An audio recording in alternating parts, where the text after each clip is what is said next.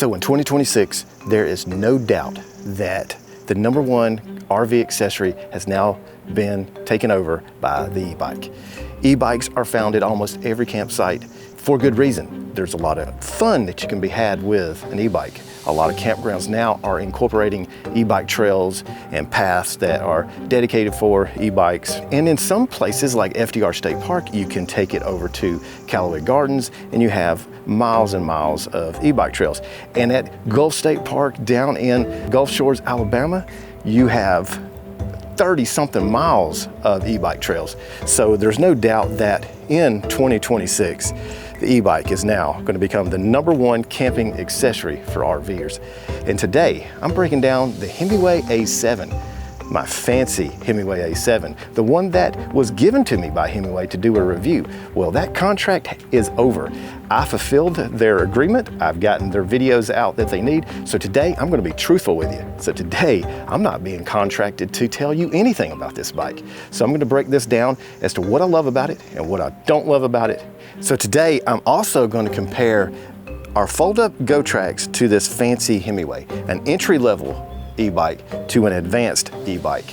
And when I mean advanced, I mean customized. You can fully customize this Himiway A7, this Go Track over here. You're stuck with what they give you. There's no customizing to a Go Tracks. There is a lot of cool things that this Himiway does that the Go Tracks doesn't. But there's one thing that the Go Tracks does that the Himiway doesn't do that is really a big gripe of mine, a huge gripe. And I'll get into that in a little bit here, but it's a huge gripe that the Go Tracks bike does that I wish the Himiway would do. So first of all, if the ride quality, that's the #1 difference between the Go Tracks and the Himiway.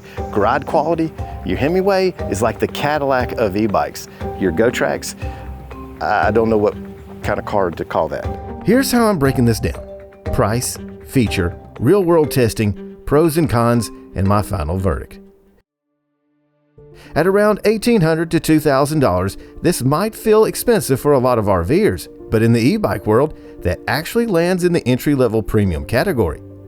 You're really paying for better components, better ride quality, and an overall build. So what do you actually get for that price? First, it's the components. You've got Shimano hydraulic disc brakes, something that can actually stop you on a dime. A Shimano 8-speed derailleur for hills and control. And compared to something like the Go Tracks, this is a big step up. But the biggest feature, full front and rear adjustable suspension. That's where this bike really separates itself.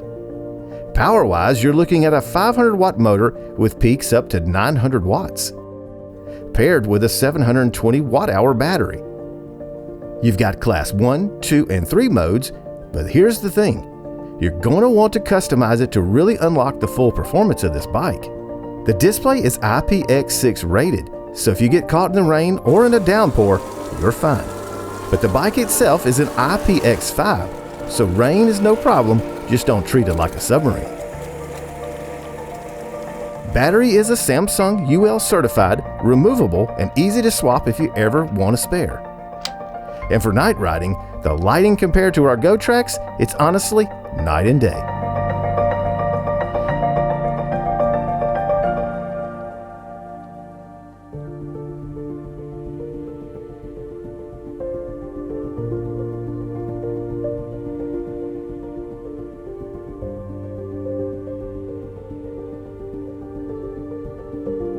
Overall, the bike is built around customization and ride comfort. Now, I've never heard of Himiway before they reached out. And when a company sends you a free e-bike, your first instinct is to be skeptical. So I told them up front, now I'm going to test this out, and if I find anything wrong with this, I'm going to tell my audience all about it. And after months of riding, this is what I found. So I'm going to be fully transparent and really tell you what's going on here. Himiway sent me this A7 at no charge in exchange for a review video, which I have already provided for them in a November Greenbrier Gatlinburg video. So no payment beyond the bike, and no editorial control on their end. So what you're about to hear is my honest opinion, including the parts they probably don't want me to say. So the box arrives, and it is enormous. It's packaged really well, so that was impressive. My first thoughts was this is impressive. Now, assembly is very minimal. You have a front tire that you have to mount and handlebars. But the instructions, those are absolutely horrible. I'm gonna be honest. I actually mounted the handlebars backwards before noticing there are alignment marks built right onto the handlebars, and a single note pointing that out would have saved 10 minutes.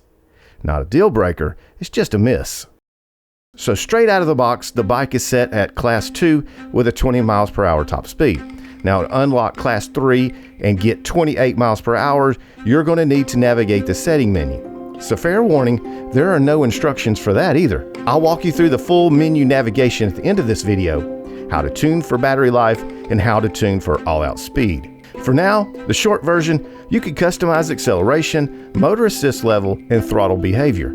There are also 2 pedal modes, cadence, where you do more of the work, and torque, where the motor does more of the work. Simple way to think about it, cadence is for exercise, torque is for cruising. Now here's where the A7 earns its price tag. Full suspension. Himiway specifically asked me to highlight this in a previous video, and now I really get why. My rep said I'd feel the difference immediately coming off of a fold-up bike with no suspension, and honestly, she was not lying. The ride quality is absolutely a Cadillac. Honestly, more than top speed, the comfort is what keeps me reaching for this bike. So the one thing Himiway never even mentioned, and it might be the best feature on the bike to me, and that is hydraulic disc brakes. Now my GoTrax has mechanical disc brakes, and I thought those were solid, but I was wrong. These stop you on a dime.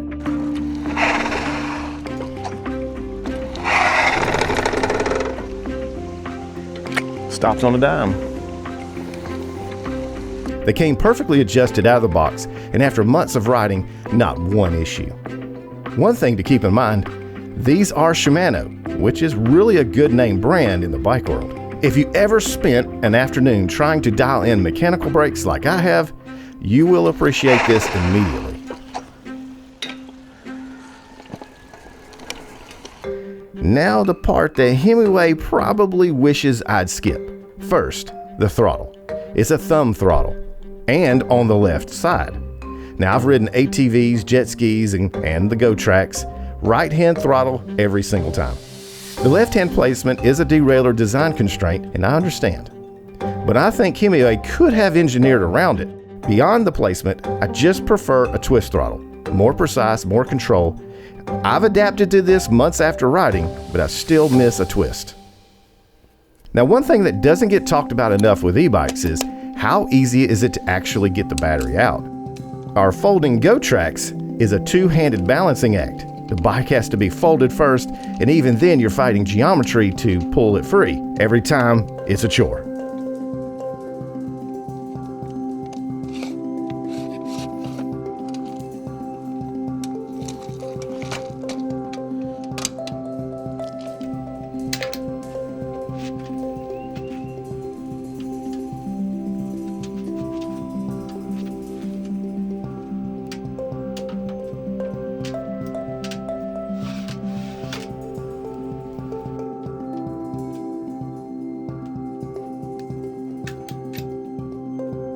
The A7, you put the key in, you pop out, you're done. Night and day. Super fast. If you want a spare battery, and with enough riding you probably will, that's going to cost you $500. And there's no aftermarket option either. This isn't a knock on Himiway specifically, that's just the reality of a proprietary e-bike battery. But it does mean you'll want to treat this battery with care. Proper charging habits, storage temperature, the whole works. I want to add one little piece in here that I need to bring to people's attention. When I got this bike, I put the battery in. You move it around, you got a little bit of like a rub noise, and for the longest time I couldn't figure out what was making this rubbing noise. It's hard to explain. It just sounded like plastic was kind of moving, like it was like plastic was flexing. So I tracked it down. It was the battery. So what I've done to eliminate this sound, it's hard to describe, and I should have filmed it when I was hearing it, but I didn't because I was trying to figure out what it was first. Take a little bit of RV Care window, track, and dry lube, the 3-in-1 that you have for your RV. put some on a rag and rub it all around the edges of this plastic, because what's happening is this plastic is rubbing against the metal of the bike, and it just makes this, it doesn't hurt anything, it's just kind of like an annoying thing. You do that, you put that on, totally eliminates that rubbing noise. And the good thing about using dry lube is it won't attract dirt and grime as you're riding. So you don't want to use WD-40 because it's going to make it greasy and dirt's going to cling to it, but dry lube. So yeah, I just use this because that's what I had around the camper. I said, let's try that. Tried it and it worked. So just a note that if you get this bike and you hear a little rubbing noise, it's this battery rubbing on here. How often should you put this on here? I guess whenever you start to hear it again, probably put some more on there. Anyway, just thought I'd throw that in there. That was one thing I found that kind of was like driving me nuts. And also, just a word of advice. Don't leave the key in the bike while you're riding, because you could break the key off and then you have no way of removing your battery. So today we're going to do a distance test. We're going to see how long does this battery last. Now I've got it all in optimal conditions. I got 45 PSI in the tires. They're rated for 30 to 50. We put 45. That way we're on hard pavement. We got hard tires, should get less resistance. I've also taken off the saddlebag in the back so that I get the least amount of weight. Now, Himiway claims 80 miles on the box when I received it. I have not been able to get 80 miles out of it yet. So what I'm gonna do is no throttle. We're gonna do only pedaling. The motor's gonna assist me as I'm pedaling. That's it. We're in class 2 mode, and I'm gonna keep it between 12 to 15 miles per hour. And I've also got the settings on the computer set to where it's going to give me the smoothest start, the smoothest power range. So that's going to lower down how much torque it's delivering all at once. So that should conserve battery. So there's 5 battery bars, which I assume is 20% each. So that'd be 2, 4, 6, 8, 100% battery. So I'm at a local trail where I live. This is the Silver Comet Trail. So this is optimal conditions there too. So this is fairly flat. This is an old train railroad that has been made into a park roadway, park trail. So everything's optimal there. You only get a slight grade up and down because we are in a mountain area. So there's a grade that goes up and down. So all those things will play into the factor of how long this battery lasts. But yep, we're gonna do a test, so let's do it. I have it in Eco Plus, and if you look, here's the power. Hopefully you guys can see this because of the glare, but this shows you how much motor you're using. So right now, I'm barely using any motor because that's the whole bar, and I'm only using like a little smidge of the actual electric motor. So all of this is me pedaling. When you have it in Eco Plus, you're going to be doing more pedaling than the bike's going to be motoring. So this is actually a good low impact exercise for people like me that's trying to lose weight, trying to get in shape. This is actually a good mode to be in. So you can be in Eco Plus, you're barely, I feel like that with only this much motor, this is optimum conditions. You could probably easily get 80 miles. Whenever the first battery bar goes down, I'll make note, we'll see how many miles we went on that first battery bar. So we kind of assume that that's accurate and that the next battery bar would represent the same similar mileage, and so on till you got down to no bars. When I did the test before, I got 35 miles. I was running pretty hard that whole time. So this, and the bike feels great right now. It's cold in that tunnel. Ooh, that tunnel was cold. All right, so the battery went down at 18 miles. So we have 1 bar equals 18 miles. I'm gonna turn around now because we're a long ways away. Been riding for an hour and 14 minutes.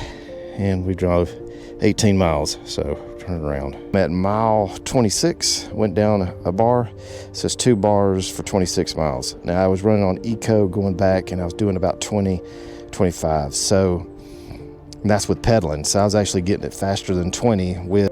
And then like that, the camera's battery died, and I forgot all the spare batteries. So I ended up getting an impressive 36 miles with 3 of the 5 battery bars. So 60% of the battery got me 36 miles. And of course, this was with the most optimal conditions, flat ground with a little slight incline here and there, but still pretty impressive. For the average RVer, expect about 20 to 30 miles, which is more than enough for campground exploring and trail riding. Even at full power settings, you're still looking at around 20 miles. Now, this is not a complaint. This is just realistic expectations.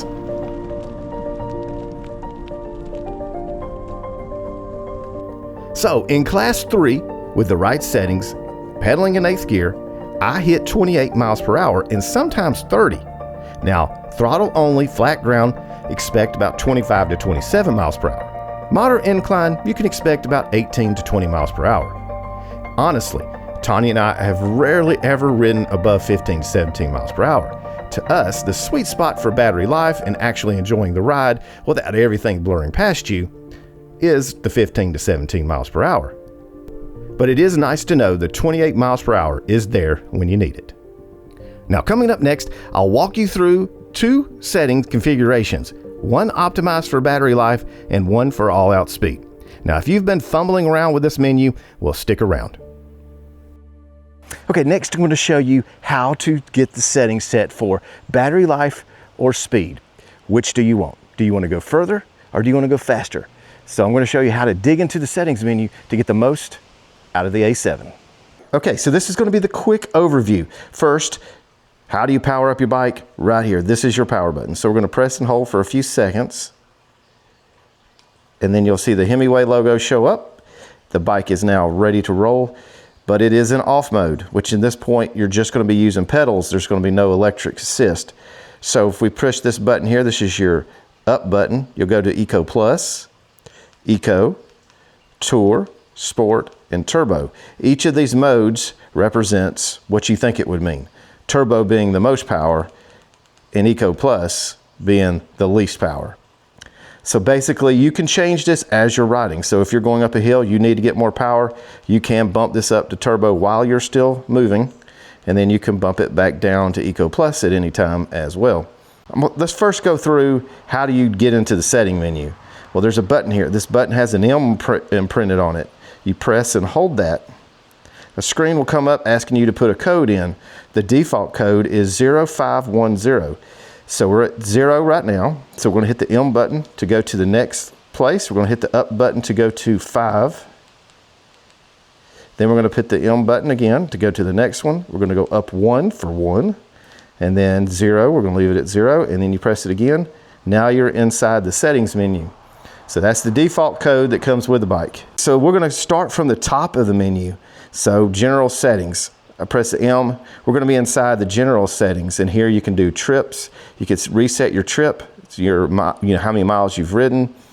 You could do your default assist level. So like when you power up the bike, what is it set to? You can have that set to whatever mode you want when you power up the bike. I suggest doing it to off. That way you don't accidentally hit this trigger button and the bike launches off on you. So don't ask me how I know that. I've done that. So then we'll hit the down arrow. We got the auto assist. If you press the M inside auto assist, this is manual enable or startup enable. I have it in manual enable, so we want that. Screen brightness, you can adjust how bright you want the screen. Let's make it brighter so maybe we can see it better on the camera. And then we'll press the M to go out of it. And when you do that, that actually sets that setting, that change that you did. You can change your unit settings to mile per hour or kilometers per hour. Depending on what side of the pond you're on, you're going to want to pick whichever one your country goes by. Mine just happens to be mile per hour, so we'll leave it on that. Auto off time. So you can actually set this to how long do you want this bike to sit idle before it automatically powers off. 3 minutes is the default, and it's good. That way, if you accidentally leave it on, it'll power off in 3 minutes and save battery. Press M, we're going to keep that voltage display. This allows you to, I have it enabled, this allows you to see how much voltage your battery has left during your ride. So we'll go back out. And then interface color. So if you're a guy, you can leave it in green, and if you're a girl, you can make it pink. So I'm a guy, so I'm going to leave it in green because I'm the one that's riding it, and I don't want to look like a sissy, so I'm going to put it on 1. So then we'll hit the M button, go back to this menu, and then we're going to hit the power button to back out of the menu to go to the main settings menu.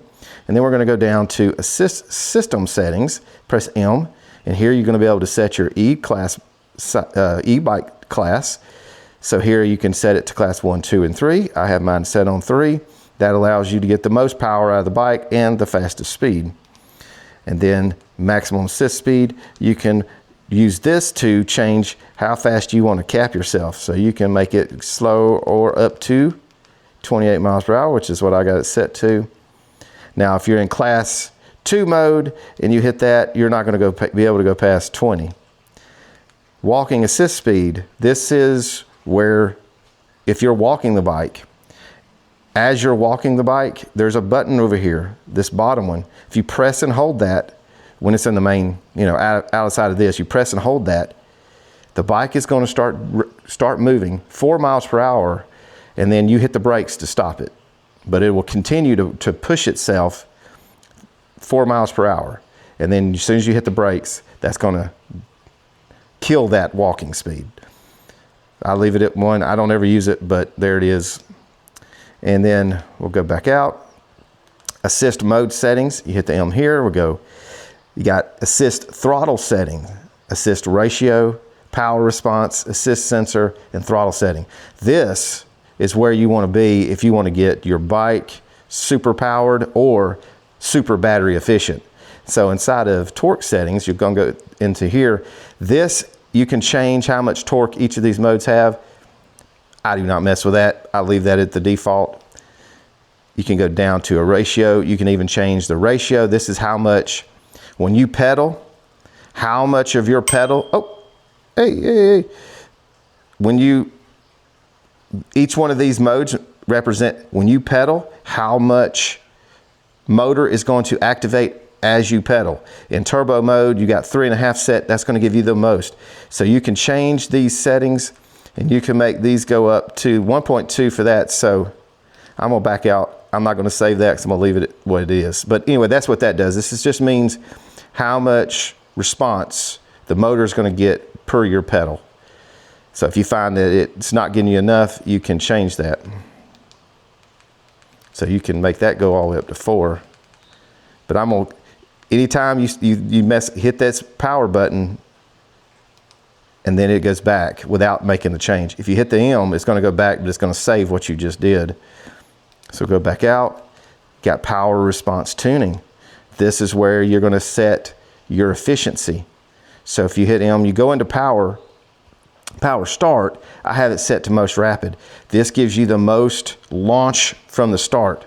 Now, if you set this at smoothest is gonna give you the most battery efficiency, but it's going to take longer to get started, like a lot longer to get started.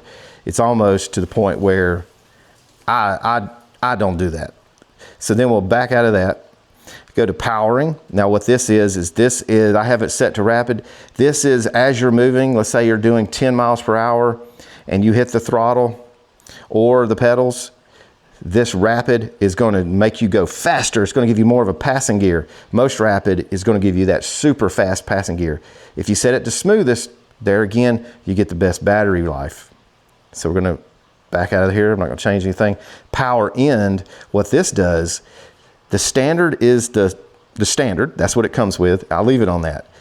When you let off of the throttle, or you stop pedaling, either way, this is going to tell the bike how much longer should I run the motor before I actually let go of the motor. If you set it on most rapid, you let off of this, you let off the pedals, it's going to abruptly slow down to the point where I find it annoying. I did not like this, but you might like it. So you can try this, just test it out. That's what I suggest, test all these out. Smoothest, you're going to let off that throttle and it's going to keep moving for a little bit and slowly come to a stop. So that's what that means. So that's your, I leave it at standard because I like the way it feels just out of the box. So I leave that alone. And then assist sensor switch. This is where you set your torque or cadence mode. This is all about your pedals. The torque mode is for when you need the bike to work harder than you. If you want to get an exercise and you want to work harder than the bike, cadence mode, that's what you'd want. Cadence mode is also going to give you the most battery efficiency. Torque is going to use the most battery. So if you're trying to get longer distance, you want that on cadence. But that means you're going to be working a lot more than the bike.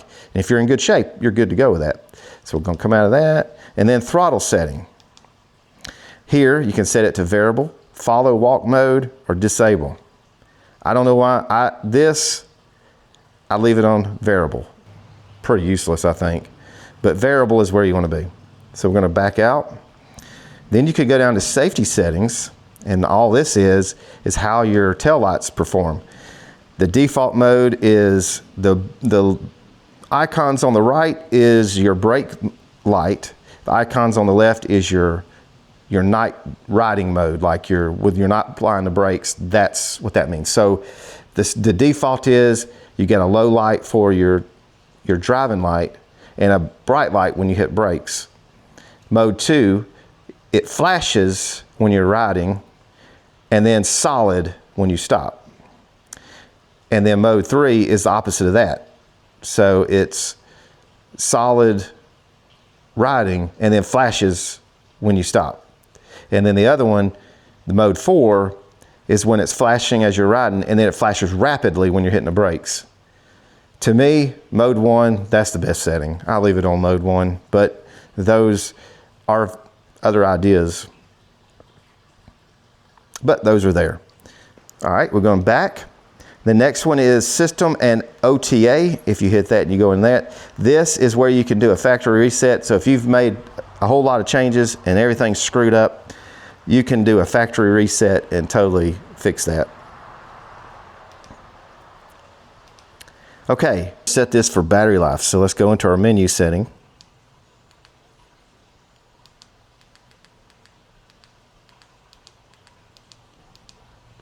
And then we're going to go down to assist system settings. We're going to make the e-bike class any class, 2 or 3. Class 1 is no motor, so class 2 or 3. So we'll do 3. We'll keep it in 3. You don't have to have it in 2 to get the best battery life.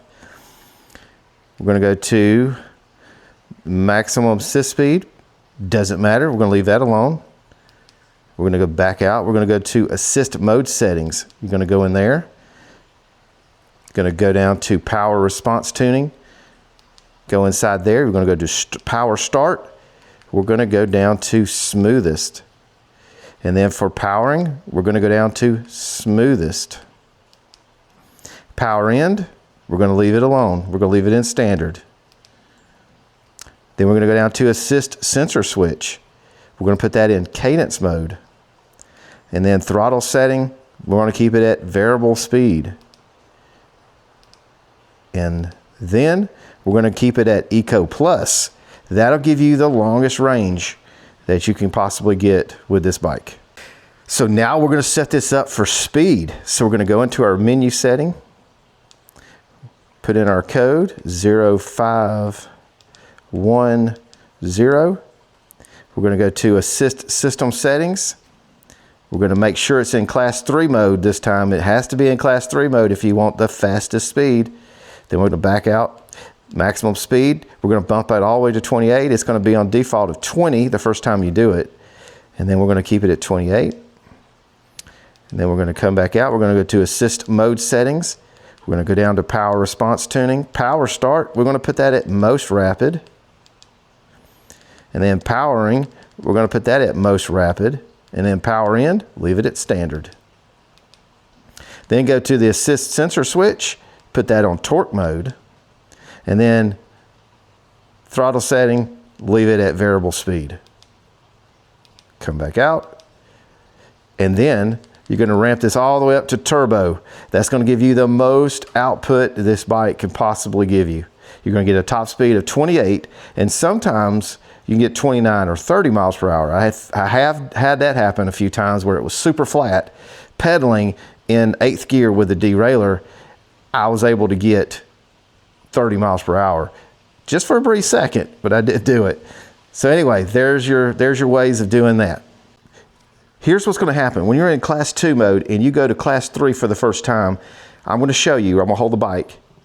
Okay, so you got power, right? So you're in class 2 mode. This is currently class 2 mode. You want to go to class 3 mode, watch what's going to happen. And I'm going to show you this so this doesn't drive you insane like it did me for the longest time. I'm gonna change my e-bike class to class 3, and I'm just gonna leave it like that. All right, I'll leave it on class 3, and I might even go in and make sure I'm at 28 miles per hour. And then I'm gonna go out. I'll show you I'm in class 3 mode, right? Class 3 mode, so you show you that. So you notice how you have no throttle? This is what's gonna happen to you. And when you go from a class 3 to class 2, this could happen as well. If it does happen, you press and hold M, go into your menu.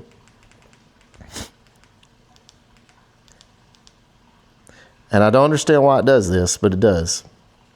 Go to assist mode settings, go all the way down to throttle settings. See how it says disabled? Whenever it goes to class 2 to class 3, it disables the throttle. No clue why. So you have to put that back on variable speed, enter, and then I'm going to switch this back to 28 miles per hour, hit it again in order to get that. Now, if you don't hit enter at this stage, at the speed, it's not going to save that setting. So now we're going to check it, see it did save it. So now we're going to come back out, and I'll go to Eco, I'll hold the bike. See, there you go. And if the throttle's back, that will drive somebody crazy. So is this worth $1,800 to $2,000? If you're an RVer looking for comfort, range, and a premium ride, yeah, it absolutely is. But if you're more casual, on a tighter budget, it might be more than you need. Would I spend my own money on it? Honestly, yes, I would. But it's not a casual purchase. You gotta plan for it.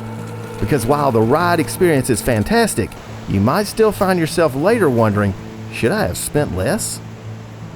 At the end of the day, this is a bike for someone who really wants to step up their e-bike experience. Something more refined, more comfortable, and more capable than your typical fold-up e-bike.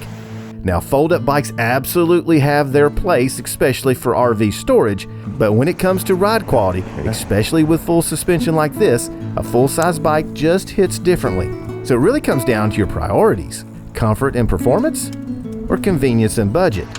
For me, every time I ride this bike, I'm glad that I have it. But I'd love to hear from you. Would you spend this kind of money on an e-bike? Drop it in the comments below. Now, thank you for watching. I'm Jamie, my wife Tanya, and our cats Simon and Annie travel in our RV, exploring interesting places, sharing stories, and reviewing some really great camping destinations all across the East Coast and Southeast. If you enjoyed today's video, be sure to check out some of our other content, and don't forget to like, share, and subscribe. Until next time, safe travels. Let's get a shot of, I'll do the phone and you stand over there and just show me driving across the bridge with the Silver Comet Trail. I'm gonna turn around right here where I can.